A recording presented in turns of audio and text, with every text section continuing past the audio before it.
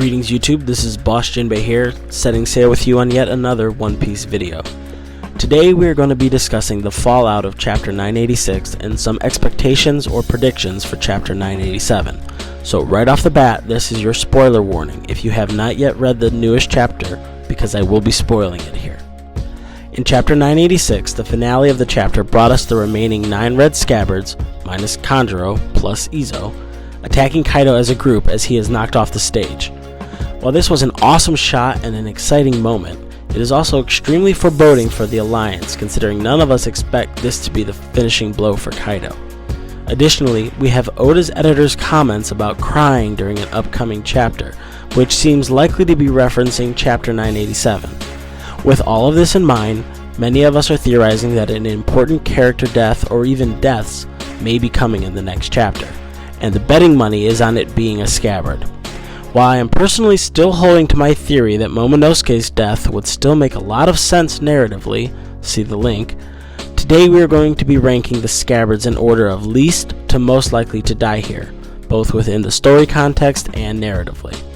This is not meant to be what I hope happens or want to have happen, but it's supposed to be an objective look at who I think is most likely on the chopping block should that come to pass. With all that being said, let's get into things. Number 9 on my list is Izo. I do think he is the least likely to die here, simply because he has been out of the story for so long. He did have his reunion with Kiku and did raise a bit of a death flag in the last chapter, but he has had so little screen time in the story and has a unique perspective as both a character of Wano and a Whitebeard's crew that I find him dying here soon to be the most unlikely of the 9. At number 8, I have Rizo. We have been with Rizo the second longest out of the remaining Scabbards, and we have had a major emotional scene involving him that does help us establish a connection. But outside of a few comedic moments, Rizo has been very much a side or background character in Wano so far. His death would still have some impact, but I don't think it's very probable considering he hasn't had a major scene in so long, and he still has some story threads to play out, such as a showdown with the Oniwabanshu and Fukurokujo, perhaps alongside Shinobu. Number 7 on my list is Ashura Doji, or Shutenmaru. With Doji, it's not so much that he has many plot points narratively left to play out, or reasons in general why he couldn't be the one to die here, outside of him probably being one of the top 3 strongest Scabbards. You could probably even make an argument that he's the strongest Scabbard. It's more that I think among the Scabbards so far, we have the least emotional connection to him. He had one really cool moment where he surprised us all and cut up Jack, and he's had a couple minor emotional moments when he confronted Kinemon and in the flashback when he was talking to Odin, but outside of that he has had very little development or focus. And while I think logically he could get killed here, I don't see Oda spending a character death on someone who wouldn't be as impactful to the readers as the later characters on this list would be. My number 6 most likely Scabbard to die here is Kawamatsu. Kawamatsu got a bit of a shine in the last chapter, and in the little time we have had with Kawamatsu, I actually enjoy him a lot, and we are starting to get some additional portrayal from him as the anime is getting ready to give him his proper introduction. He is perhaps in a bit of a danger zone as one of the Scabbards close enough to Kaido to actually attack him directly, but like Rizo, there are still some plot threads that I think we need closure on before he can die. Specifically, I think him being a fishman will have some more story impact, either through interactions with Jinbei or with Jack, or perhaps a future excursion to Fishman Island. And also the storyline with himself and Hiyori. I just have a feeling there's going to be something more to that story, although what that may be I can't quite put my finger on at this point. The 5th Scabbard on my list of most likely to die here soon is going to be Kiku.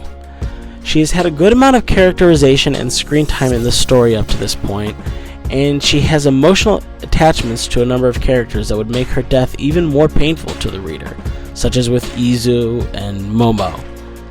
Additionally, she apparently is the one to have killed Kanjuro, ending one of the Scabbard's plot threads and allowing her to have accomplished something tangible within the story, unlike, say, Doji or Izo up to this point. Finally, her remaining unique plot point, the issue of gender within Wano, can still be carried on to some degree by characters like Hiyori and Yamato.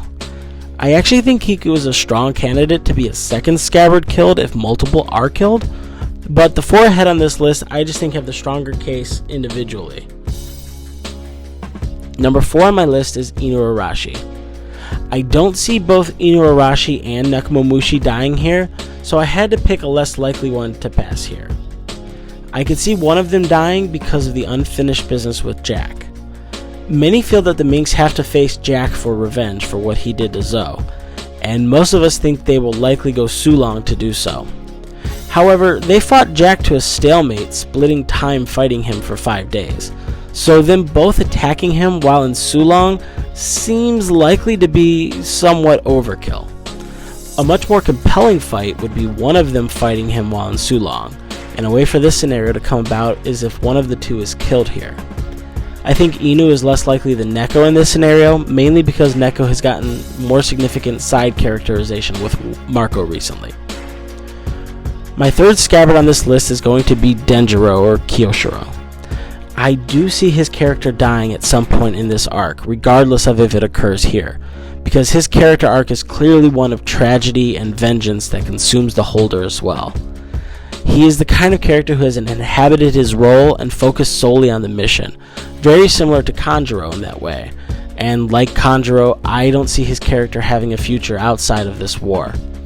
There are a few hanging plot threads with him, such as with Hiyori and with his orphan heritage, which may be related to Kyoshiro and the Shimotsuki clan, but I don't see those plot threads overcoming the death flags I see for his character. One big reason I put him at 3, other than the fact that I think the final 2 on the list would provide more emotional weight to the reader, is that I expect Hiyori to be there when he dies, to really hammer home that moment if or when it happens. The second most likely Scabbard I can see being killed here is Kinemon. We have been with Kinemon for over 300 chapters at this point. He has been in the One Piece story for almost a third of its entire runtime so far. A bit of a mind-boggling fact, to be honest. And if any character could currently make a case for being an honorary Straw Hat, he is right up there. His death would have a major emotional impact for our crew, for Momonosuke, and for the Alliance in general, and would affect the readers more than I expect many of us think it would. Kinemon does not have many plot points left hanging, outside of watching Momo actually become Shogun someday, but missing this would add to the tragedy of the moment.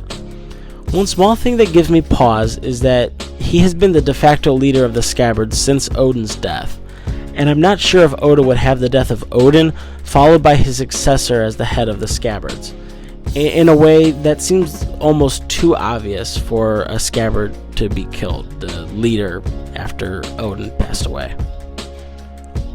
As you can already guess by process of elimination, the number 1 most likely Scabbard to die here at the raid on Onigashima is obviously Kanjuro. As you can see in the last chapter, he was clearly bleeding out, and no. Even if Kanjuro is actually dead, he's obviously not part of this list anymore. No, my number 1 candidate to kick the bucket here if a Scabbard is going to go is unfortunately our lasagna-loving furry, Master Nekomamushi, for many of the same reasons I gave for Inuarashi earlier on this list. I think Neko is even more likely because we have had more characterization from him, with his quest to get Marco to join the battle, his recent character moments in general, and the fact that he is just more likable of a character than Inuarashi, which would make his death hurt that much more. Also, and this may be reading much more into the scene than necessary, but it appears Kaido had Neko in his grasp, or almost in his grasp, as he is falling off the stage. And so if he immediately counterattacks, Neko seems set up as potentially the most likely candidate to bear the brunt of such an attack. And that is my list. The current Scabbard list from least to most likely to be killed here in chapter 987. But please, let me know what you think. Do you think a Scabbard could die here? Or even multiple characters? Does my list make sense, or am I way off?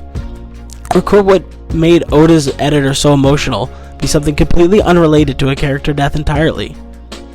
Let me know your thoughts down in the comments, and I'll see you when we set sail in the next video.